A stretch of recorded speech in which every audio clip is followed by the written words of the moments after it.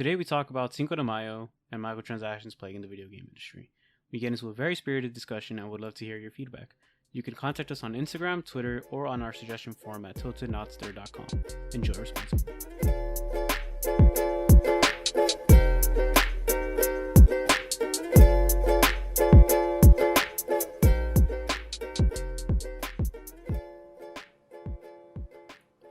Hello, my name is Edwin. I'm Jeff. And I'm Frantic. And together we are Tilted Not Stirred. So what has you guys tilted today? What have you guys been up to? Well, what's got me tilted is the Dodgers and their lack of performance, but other than that, I've just been living the life. So they're Chilling. inconsistent right now, or what? Consistently Haven't really losing. been keeping up. Oh, shit. I think they're like 4-12 in their last 16 games. Fuck. I mean, it's, Hey, we got them right where we want them, dude. yeah, it's a slump. We'll break out of it, but it's a struggle right now. Is that like when I don't know if this happens in baseball. What after a team wins a championship, do they kind of fall off a little bit, or no? Sometimes, usually they make it there because they are a good team, so you know they'll stay good. But Okay. sometimes they'll win it on their year that they were supposed to win it, and then after that they lose. I see. If that makes any sense. For me, just going about my daily routines. Not really anything crazy. Today is, in fact, on the day of recording, Cinco de Mayo. And I'm very, very proud of myself. Cinco Fuck Drinko, Cinco de Drinko, you know, bro. what's good? Don't do that. This is not Mexican Independence Day either. So don't do that either. That's got me tilted. Don't Hell fucking yeah, call bruh. it Mexican Independence Day and don't call it Cinco de Drinko. You know, Benito Juarez fought very hard against the French in the Franco-Mexican War to ward them off in an invasion that Napoleon failed to take Ciudad... Fuck. You know? Something Puebla. Yeah. Oh, yeah. It's in Puebla. Puebla, yeah. You know, he failed to take Puebla, and like that shit was awesome. It's part of the Mexican history. You know? Hell yeah! Now we drink to celebrate Cinco de Drinko, boys. With that being said, I made myself a very good strawberry margarita. And I don't make drinks. I'm just a beer drinker, or somebody makes them for me. So today I tried it for myself, and kind of proud. You gotta tell us how you did it, bro. I feel like I unlocked. Did you do the shaker? What's your I secret definitely put ingredient? in a blender because I don't have a shaker. Sorry. Okay. Double You blended? gotta start somewhere. Yeah, I mean, it's weird because the funny thing about this is I was following a recipe, right? And then at the end of the recipe, it said to store it in the fridge for 7 to 9 days. And I'm like, I'm just going to use it like this. Like, yeah, it was like lime juice, lime zest, orange juice, orange zest. And these are all from like actual, the actual things, the fruits.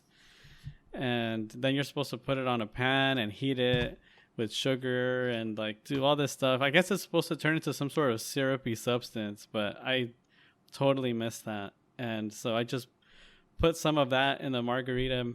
I put a little bit of margarita mix, lots of tequila, ice, and it worked out. Nice. So yeah. I'm not tilted today. Today I'm feeling fucking awesome at everything. You know, just got a new job. It's a first step of many. You know, I definitely want to take this job to become a park ranger.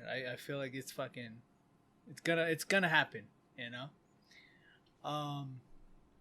Chelsea are also on to the final of the Champions League, and this is the third time in their history making it to the Champions League. They lost one against Manchester United and one against Bayern.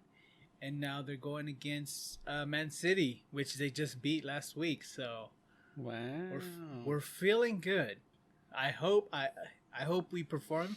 You know, Pep Guardiola is a fraudiola when he goes into the Champions League. Hopefully, this doesn't backfire. Damn. And you know, so I'm excited. I'm fucking hyped. I'm happy. I'm in a good place. You know, and I'm excited to be doing this with you guys. Hey, I don't want to rain on your parade or anything, but usually when things are going well, they're going too well, and something hits the fan. If something hits the fan, I'll be ready. I'll be in a good mental space, you know, as opposed to just, you know, the world's beating you up already and then something else happens, you know. When it piles on, yeah. So right now I'm in a good mental spot, you know. If something bad wants to happen, I'm not, you know, I'll tackle that as it comes. I'm not inviting it, you know. Dude, that's great. That's great to hear, dude. I love it when I hear that the homies are on a high. Yeah, very high. So what's good? What's the topic for today? What's going on?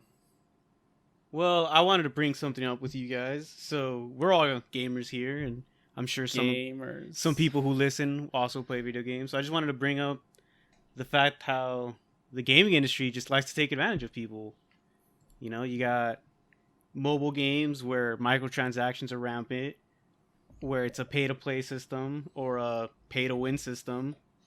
You know, you got for the people out there that aren't gamers, what is pay to play and what is pay to win? Well, pay to win is more of like the game is free to play, and then as you keep playing the game, you realize there's better units or better things out there that you can grind for, like, you know, using whatever methods. Hours and hours of your and time. hours of gameplay, or you can just break out your wallet and, you know, unlock them right away. Them. Mm-hmm. And then go ahead. I was gonna say, I think Edwin could explain pay to play better than I can. Well, so everybody has been hearing about me playing FIFA, and FIFA is the definition of microtransactions, and it's not the definition. Well, I mean, loot boxes and all those practices, you know, were originated from FIFA Ultimate Team, which is a pack, like you unpack cards, which are your players, and they're the way you play the mode primarily, and there's various rarities of those players, and then let's say you get a gold player. The gold player is gonna be better than the silver player, and so on and so forth. And what happens there is, I can just give you a quick anecdote. You know, the Premier League's Team of the Season, which is like very special. It's a special event for the FIFA Ultimate Team game, where they release cards that are extremely strong. Right? You have one of these players. This player is gonna make the game easier for you. It's going to do all the little things that a player cannot do, right? It does them very well as AI. Because they have stats. Yeah, because they have the stats, right? So it makes the game easier for you and a lot harder for your opponent. And pay to win is one of those terms that people use to say, you can put all this money to get those, you know, steroided out players, and metaphorically. Yeah, roided out players, right? You get these players that are extremely strong statistically, and you do less of the gameplay, and the opponent has to do that much more, right? And a lot of that can be attributed to a lot of other card games, right? So, microtransactions are definitely a part of everyday life now. It's definitely what the gaming sphere has become. You know, there's certain games that don't do it, right? Like you can play Animal Crossing, right? They can charge you for every little thing that they drop, but they don't, right? But even then, so those are your pay-to-play games, right? Where you, for a one-time payment, you unlock the game, all its contents, and you can just play it however you like. How it used to be in the good old days, you know. Hey, but who's to blame for all this?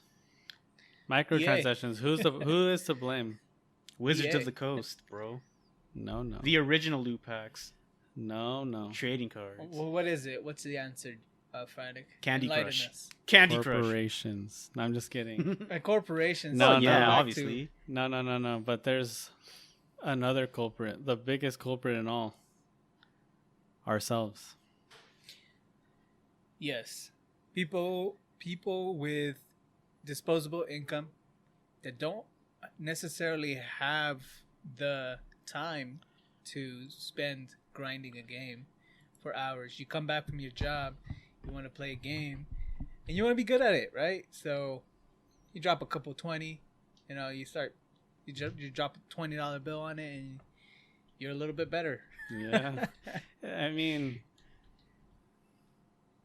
the games themselves, the corporations won't do anything that's not going to make them money. So if people are willing to pay to win, or just to pay for anything, it could be in-game cosmetics, it could be just about anything, access to more content, they're going to keep doing it. So we could trash all these companies and all these games who are doing it and the abusers of the system, but at the end of the day, just want to give a little disclaimer. I believe that it's really just our own faults. Well, hold on. Let me Go ahead. Before we get into that, I did a quick search, and the first ever microtransaction in a game, so you can blame this, was Bethesda selling horse armor for $2.50 for Elder Scrolls 4 Oblivion. That's the first ever microtransaction? Yeah, horse armor. I would have never... And I remember... Well, I don't remember, but I've read Jeopardy about question. it. Yeah. I've read about this, and people were up in arms over this $2.50.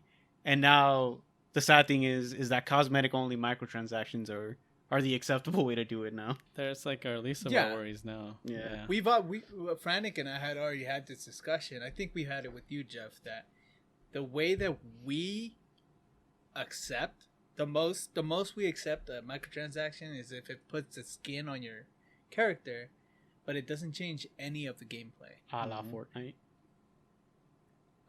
Fortnite, yeah. I mean, Fortnite all of that does is all cosmetics, yeah. Right, but the game is free. Right. The game is free. You can get all the enjoyment that you can free. But, people... We get more enjoyment if we look cool. Well, people want to express their personalities and... Exactly. Yeah, that's fine. But then you also have games like Overwatch where, yes, all of the payments are cosmetic, but they're in a loot box form. So you can spend money for loot boxes to try to get the skins, and then you just end up gambling, which I think is just as predatory, if not more. Was that the first time we saw that? Loot boxes for skins? Yeah. Or was that CSGO? Probably CSGO with the knives and the gun skins. I would say it's CSGO. I'm not too sure. Well, Counter-Strike is one of those games that is very notorious for, $100 skins for gloves or $100 skins for... the Dragon Lord, bro. Yeah, for skins on guns, right? But the more you play the game with those skins, the more the skin wears down. It's really, really weird mechanic that they have for CSGO.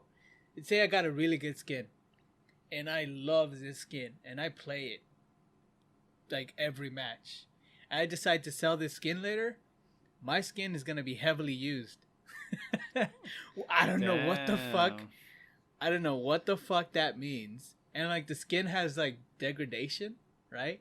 So that skin is not going to look as good as a brand new skin. That is wild. That is not really. Yeah. That's a real thing. That's a real thing. So you can look really clean at first, and then your uniform in the game is visually dirtier? No, it's just your it's gun. Gonna lose paint. Yeah. Your gun is gonna lose paint. It's gonna your knives lose duller, its sheen. I guess. Yeah, it's absolutely insane. Yo, that's kind of cool. I mean, I'm not a CS:GOer, but it's that sounds cool. Is it cool when you have a dope skin and it just keeps getting uglier? Yeah, I don't like when games form their own sort of economy and they have their own little stock market, because then that only exacerbates the problem where people are pumping in money for that skin, I guess, since you can't get it from a loot box. So now you're gonna pay for it from someone who's has a very high demand skin. and very low supplies. But I mean, that also happens in FIFA, or it used to be more prevalent because now there's market caps, right, Edwin? Now you can't sell a player past a certain point or below a certain point. Below a certain point, but you can definitely sell them for as much as you want. Okay, yeah. Just not below. There's this game. I'm blanking on the name. It's a space game. It's a space combat game where people have spaceships that are worth upwards to thousands of dollars. Oh, I know. right? I know what you're talking about. Is it EverQuest? No, No, Everspace. no. Is it Eve? Eve Online. There you go. All right. So isn't that a different game? Is it Eve? No, The that's space an MMO? RPG. No, I think it's Eve, for sure. Right. So the ships are $1,000, and when you blow those ships up, they're gone. Oh, Yeah, gone forever. that's the game where the dude infiltrated an organization and then ripped them off at the end, right? And Yeah. he cost them like millions of dollars worth of Exactly. equipment, and then the developers, people complained to the developers, and they were like, "Well, that's what we wanted. We wanted shit like this to happen. Live with it." Exactly. That is the wildest Damn. shit ever, right? So these people, they build up these very, very expensive ships, upwards to thousands of dollars, right? You got these crazy fleets, and then the fan base decides to have an all-out war, and there's a lot of stake in these wars. Mm. If you lose your ship, you lose hundreds of hours of gameplay, and you lose money, real life money. Wasn't there like a statistic where the wars on EVE Online are more have been more costly than like actual wars? Yeah, that sounds hilarious. It's actually insane, and like there's full blown economist roles for video games now. People are Mhm. hiring economists for video games to establish currency within the game. You know, there's people in World of Warcraft that, you know, they do a menial task and they're like, I'm gonna go around selling armor so that I can get money, you know, that I can buy with actual money. Mm-hmm. So there's a trade-off. It becomes a job. If you're trading a service for a payment that can be of monetary equivalence, then you're definitely making a job. Well, aren't there gold farms in China for WoW where your job is to just grind gold in WoW, and then you get paid a salary or like $1 an hour, whatever it is, and then you just for 8 hours, 10 hours, you're just grinding away at gold. Yeah, there's people in warehouses that are just grinding gold, and those pictures are sad if you look them up. There's people whose sole jobs are to go into a warehouse, get into a World of Warcraft world, and then just grind gold all day. And that's it. And then those people get to, because of those people, companies get to set armors or whatever cosmetics at the price they want to, because inflation occurs in those games as it would in real life. So, You know, if there's a lot of gold out there, things are going to be a lot more expensive. so all those things considered, then is the introduction of loot boxes and microtransactions, is that a net positive, like a net gain, or are we worse off We're because definitely worse off. When one of the big game selling point is no microtransactions, it's like, bro, that was the standard. Why is that But here's a positive now? the thing is that games are getting more expensive to make, right? You have to acknowledge that games are getting a lot more expensive to make, and until recently, every game was $60 regardless, right? Mm-hmm. Even if it was spent, if they spent millions of dollars in it, just like The Last of Us or a AAA budget like that, or if it's just a regular old game that they didn't really, like a remake that didn't really put that much effort into, it's Mhm. still $60, right? So everybody's paying a base of $60 when there's games that are putting millions and millions of dollars into them, right? You got your advertisings, you got the actual work that it will take, Mm-hmm. right? And then, you know, when you put practices like that in those games to supplement them, that's fine, right? But like, I don't agree with that, but continue. well, I mean, I don't agree with it entirely because there's games that are free. They come out free and they're free for everyone. Right? Apex Legends, Shadow Drop, nobody knew it was coming out. It just came out and it was free. Right? I mean, it's by EA. But that's like the exception. That's the exception to the rule, but yeah, go ahead. Why don't you agree, Jeff? Why don't I? Because the way I look at it is I look at gaming as an entertainment industry, right? And there are certain movies that cost way more money than other movies to make, right? But if you go to the theater, Avengers is going to cost you the exact same amount as, say, The Nutty Professor, right?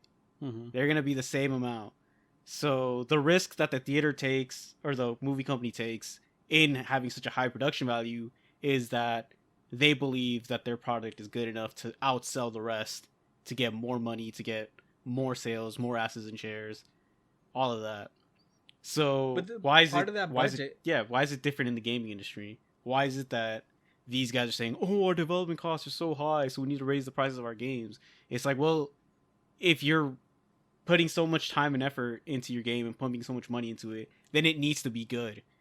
It needs to sell. And that's not on the consumer to say, we're going to pay more for that because you chose to pump more money into the game. You know, but then again, people want games to look better and better, right? We have PCs now, right? We have these beefed up PCs that we want games to look really good on, right? People have PS5s now. I mean, if you have it, if you can buy it, and they have Xbox Series X's, and they want games to look really, really good, right? So you're not gonna buy a Star Wars game if it looks like a PlayStation 2 game. True. Right? Some people still will, but the graphics and the fidelity of it really comes into play. Yeah, right? But again, if you decide to make your game look amazing and incredible and it doesn't sell, are they going to come back and say, well, we didn't make so much money because we put so much money into the development of the game, so they're going to raise the price of the game instead of, oh, our game was shit and it didn't sell because it was shit? Well, this segues perfectly, Jeff. Battlefront 2. Star Wars Battlefront 2. Do you remember that game? The game that broke the camel's back? Yeah. Per se. Fun and entertainment. Or what was it? What was the phrase? Pride and accomplishment. There it is. Pride and accomplishment. Right. Gotta get your when pride the game and dropped day one. The game dropped day one, and there was $1,800 worth of cosmetics that you can buy. Day one. Day one. Holy shit. Damn. All right. So people just boycotted the hell out of that game. Nobody bought that game, even though the game looked absolutely gorgeous. Like, you cannot deny that game looks absolutely gorgeous. It's just EA pumped so much money into making it look good. They pumped so much into advertisements, right? You're spammed with advertisements forever on that game. True. People are looking forward to it. The hype is there, right? And when it releases, you're stuck with a game that's not finished, has a lot of polish, it looks really, really nice, but it's not finished, and it's just not a game. It just looks nice. Wait, are we talking about Battlefront 2 or Cyberpunk? Cyberpunk 2077. This is why we don't pre-order games, but all right, guys, give your experience with Cyberpunk 2077. Go. I thought it was okay, man.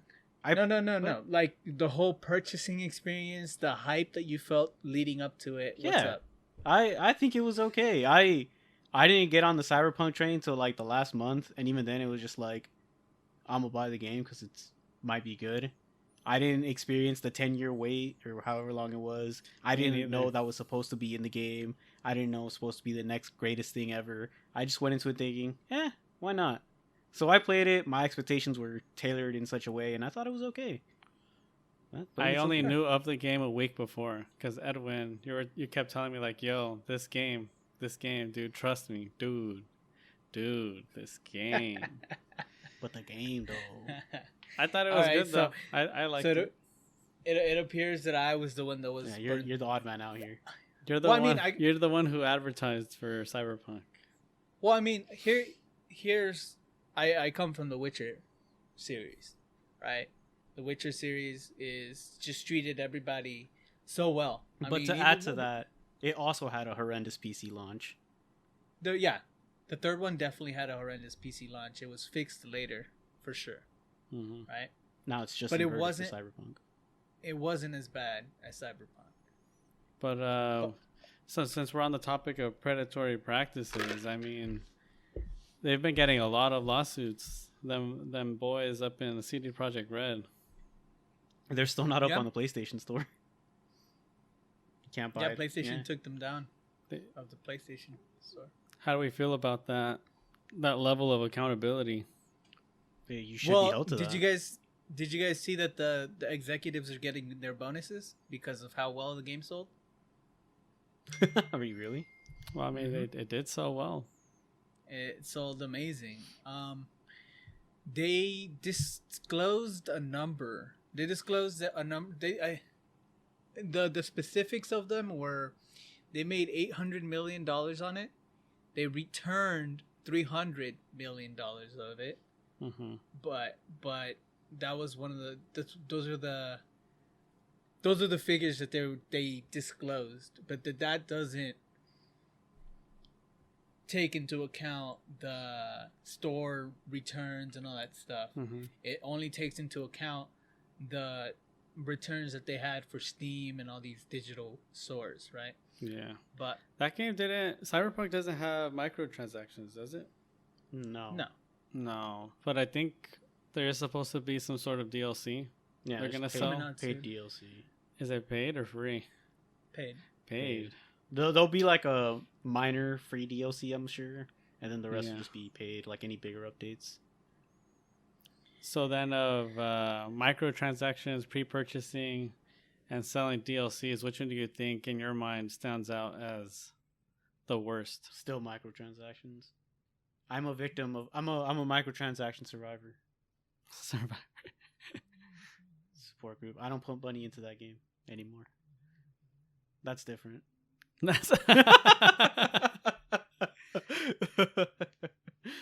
So the way I see it, at least this is my point of view, I love the game of Magic. I'm not going to be playing it in person anytime soon, or at all, probably. I mean, we all sold our cards long ago, and it's just going to be way cheaper for me to buy a deck on Magic Arena than it is in real life. That's just it. If you put $200 into Paper Magic, you'd get maybe one deck. If you put $200 into Arena, you can get like 5 decks, and you'll be set. But Jeff, you don't own any of those decks. Hey, it's a digital game, and I'm playing the game I love. To be fair, though, those $200 worth of cards, you're never gonna sell them back for $200. Yeah, exactly. So having the paper cards doesn't really. It means only something to people who play in person or like to own cardboard paper. So, throwing a call back to my earlier point, FIFA. I had 50 packs to open because I wanted to get special players, and I got 2 special players. I got one special player. Dude, You got 2. You just didn't like the other one. I was there. Oh yeah, I did get 2. I got 2 special players out of 50 packs, and I considered, should I drop 20 or 40 bucks on this game right now? And I didn't do it. But it's one of those there's weaker men out there, man. There's weaker people out there who succumb to these practices. They're thoughts that just creep into your head and say, "Hey, I can just drop 20 bucks. It's just a meal. Going outside, pick up a meal or something." Yeah, that's man. You grind in real life so that you don't have to in the video game. That's an hour of work, you know. An hour of work versus hundreds of hours of game time to get those same things. Think about it. And yet you Easy. still play the game. See, That- Oh, go ahead. Go ahead. Oh, I was just gonna say that microtransactions. This is my only defense for microtransactions is that there are people that don't have the time, and I respect that they don't have the time, but they still want to have an optimal experience. And of course, you'll always upset people that are on one side putting hours of work in, and they get that sense of accomplishment, which is great for them. But then they hate to see that their accomplishment is being overshadowed. Yeah, like somebody cracking open got their there wallet. before them because they put money in, or like the two people, one person does it traditionally, the other person does it with money. Their experience isn't the same, and their feeling of accomplishment isn't the same. So I don't really see why you should be upset at one or the other when you get to enjoy it the way that you want to, and you decide. It's like microtransactions are like almost like freedom. In a way, but what I will say is that there are microtransactions that are basically gambling, and that kind of taps into people's natural like vices, right? Yeah, for sure. Yeah, the So loot you box just- system for sure. I don't You agree crack with. open your wallet and then you're like thousands of dollars in and you're like gambling addict, so you just keep pumping money until you get what you want, and you just end up spending a fuck ton of money on a Are you video guys familiar with Raid Shadow Legends? And no, this is not a sponsored ad. I'm I just know of asking it, you. but I never played it. I've I'm more of a heard the- Genshin Impact. I've heard the ads. I played this game. Literally took my life all day. This is the first time that I carried around an external battery, apart from when Pokemon Go was a thing. I was actually carrying around an external battery so that I can grind all day on Raid Shadow Legends. Like I was really into this game. Super into this game, man. And I got to the point where that level of grind and still not achieving all like the weekly goals, monthly goals, and challenges that they would set out, and seeing that other people on the world rankings were scoring like crazy amounts of points on these challenges, and it really made me start looking into the game itself, and like started watching YouTube videos and doing a little bit of research. And turns out that Plarium, which is the company that created Raid Shadow Legends, was bought out a while back by a casino company Oh shit. in Australia. And then that's what triggered me to look a little bit more into the games that I play and see, like, who owns these companies, because what casinos are here to do. And like you mentioned, Jeff, they're there to prey on The 1% or the Yeah. 0.1%. and These you get psychologically affect you too. You get guess so. psychologically affected and wore down. That's the thing. They wear you down mm-hmm. to You're the telling point me. where you say, Dude, they wear you down to the point where you're saying, should I spend some money on this? And that's where you end up with whales. That the term whale is a person who, drops a lot of money on a video game to be the best, to have all the things, to have all the cool looking things. The thing is, bottom line, microtransactions, the ones that we are okay with, that the way we're talking about it, is if they're purely cosmetic Mm-hmm. and they're not randomized. Those are the ones that are okay in my eyes. If they're not randomized, you know what you're gonna get. If I want to have a pink uniform, right, and I know I see it and I'm like, oh cool, this pink uniform is what I want to look like, and you buy it, it's $20 outright, and that's what you want to look like, that's fine, and that's what you got, that's what you wanted, and you're satisfied. But as long as it doesn't start randomizing anything or giving you percentages, because that's when you start psychologically affecting people. Oh man, the pity breakers. Mm-hmm. Don't tell me about triggers. I don't drop Oh. money anymore, guys. Wait, you talking about pity breakers? What is that? Give me a... So I still play, but I don't put money into it. There's a game, Fire Emblem Heroes. This game makes stupid amounts of money. It is owned by Intelligent Systems, which is a developer by Nintendo. And this game alone accounts for an overwhelming majority of their sales. Like I'm pretty sure. How much money did you put into it? No comment. No. Let's be honest. I lost count. Let's I lost be count. honest. He lost count. I lost Let's count. Just leave it at that. I didn't care to keep counting. After Let's leave it at that. Yeah. Yeah. Under a K, under 1,000 for sure. Oh, How far under? Probably. I didn't know. Yeah, under 500. Under 500. Okay. Okay. Under that for Damn. sure. Yeah. Okay. I think the game I spent the most money on was Overwatch. Dude, it's those free to play games Yeah. that have all those hidden costs that you never Overwatch see. is not free to play. But let me just answer your question of the pity breaker, because that's Well, it's pretty pay to play, predatory but yeah. too. So, in these games, in Fire Emblem and other games, they'll tell you this is the percentage, this is the likelihood of you getting a specific character. In Fire Emblem, it's a 5-star hero, right? Mhm.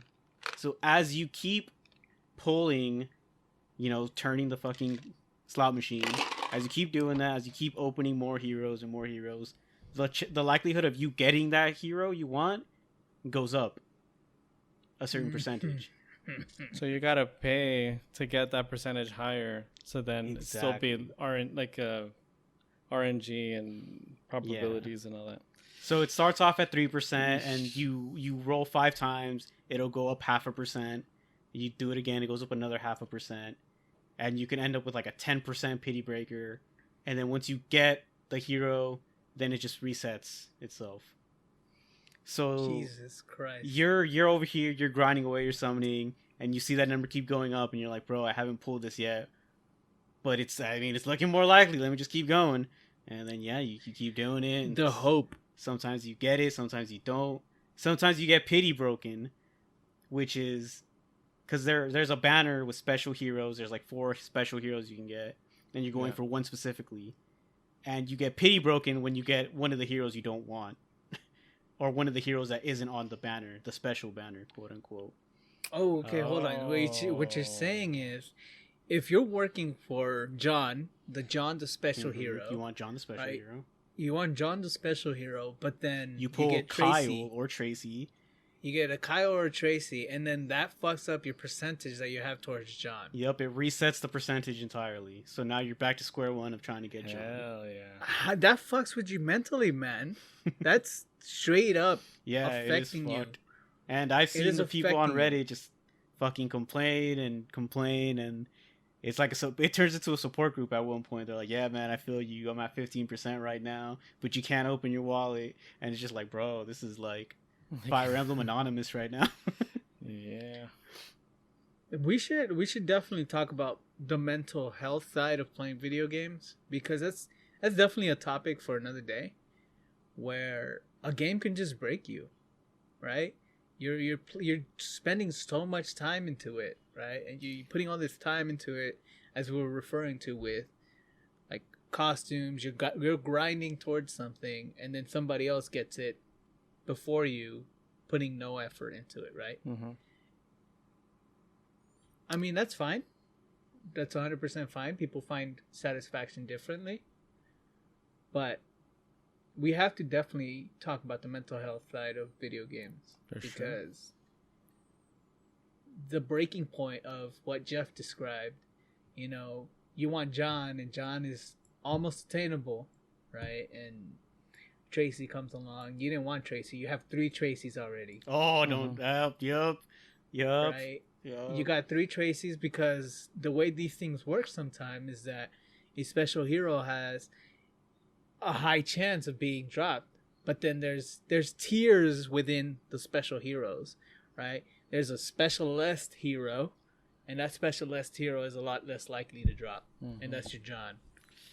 And it definitely can affect you. It can lead into a depression that people can't recover from. I mean, we can talk about kids too.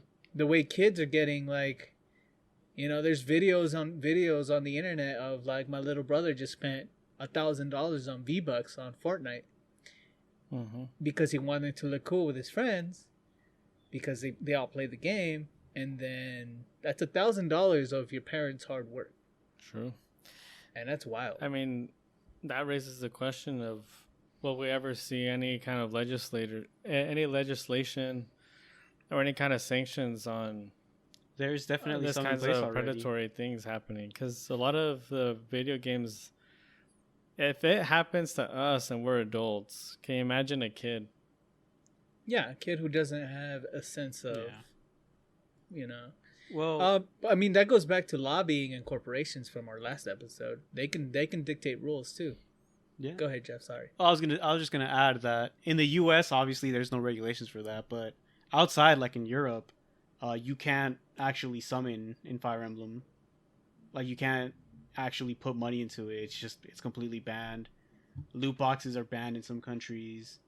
The Netherlands. Yeah, Netherlands has like strict no gambling policies. There it is, man. Like it goes into Grand Theft Auto, right? The shark cards. You can't even go into the casino's completely locked in some countries because it's basically gambling.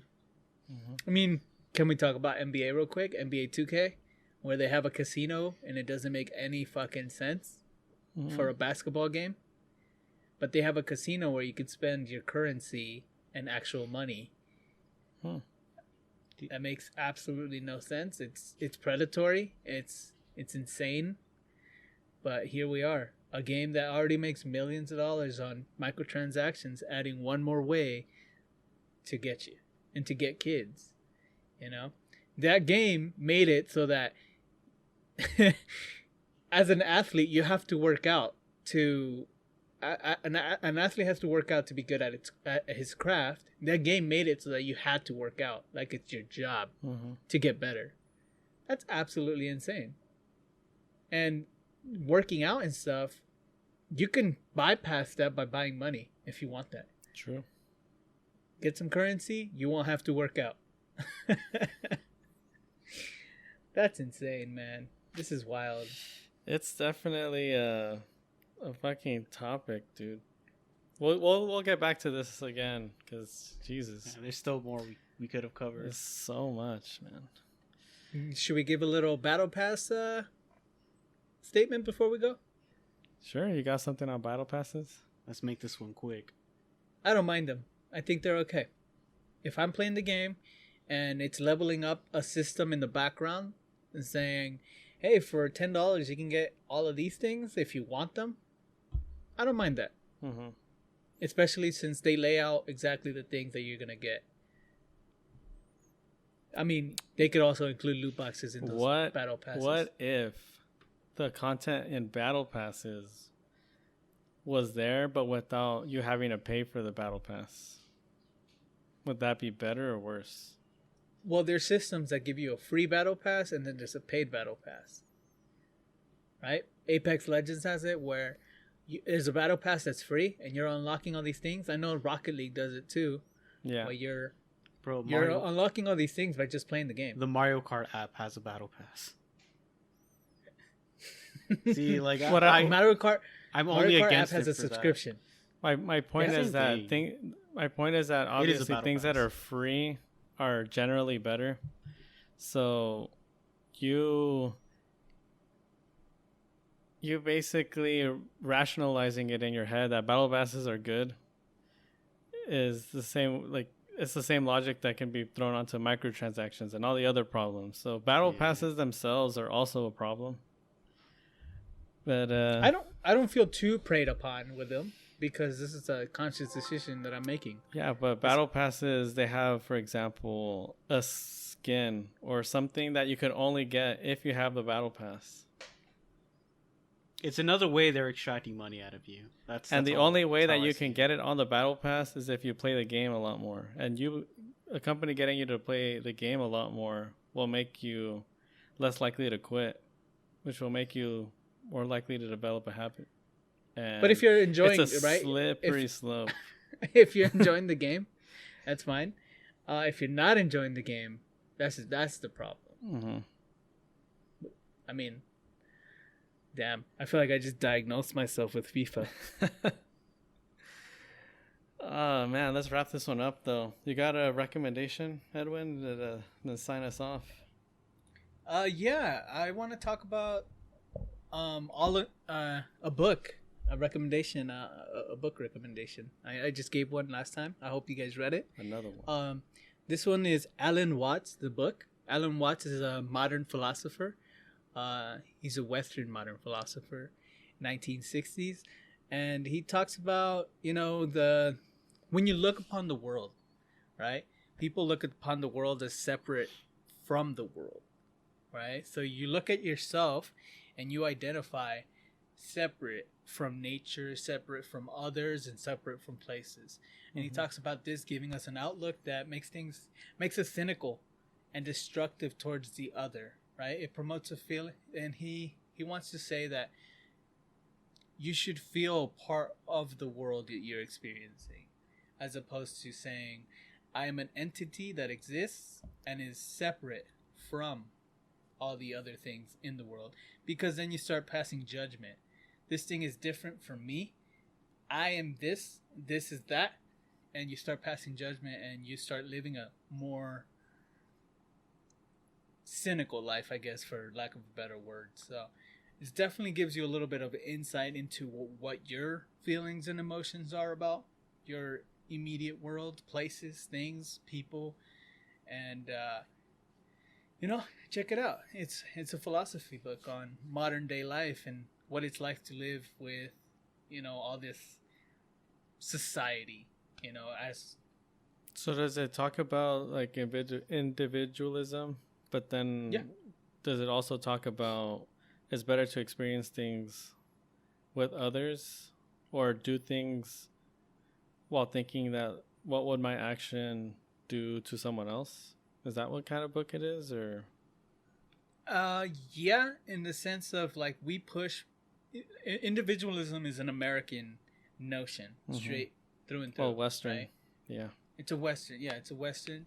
We push. You want to be individual. You want to stand out. You want to be this. But in reality, you and me are just people in the same society. Right? We're all dealing with things differently, but we're all dealing with similar things, right? And we should identify and come together on the things that we do share, as opposed to me judging you for the things that you're different from me. Okay. I was starting to take a little bit of issue, but I see what you're saying now. Yeah, most Dope. definitely. Okay. Sweet. It's a good book. But yeah, that brings us to the end of the episode. And remember, you can always choose not to buy into battle passes. If you're a whale, Seek help. I hope you're enjoying the game. I hope you're at least enjoying the game. And if you're someone who doesn't play any video games at all, perhaps you can next episode. We'll get on the next episode, or perhaps try to connect some of these concepts into the kind of stuff and purchasing habits that you have, subscriptions and all that kind of jive. Yeah. If you have any questions and like, I hope we shed some light on people who don't play video games. I know we have some listeners that don't play video games, and they can see some of those. They know some of these practices are happening now. Yeah, y'all can reach us at our website at tiltednotster.com, where you'll be able to find links to our Instagram, Twitter, Reddit goodness. And remember, you can listen to us on iTunes, Spotify, and YouTube. Remember to join us and share your questions, voice your thoughts, and what has you tilted, not stirred. Later, skater.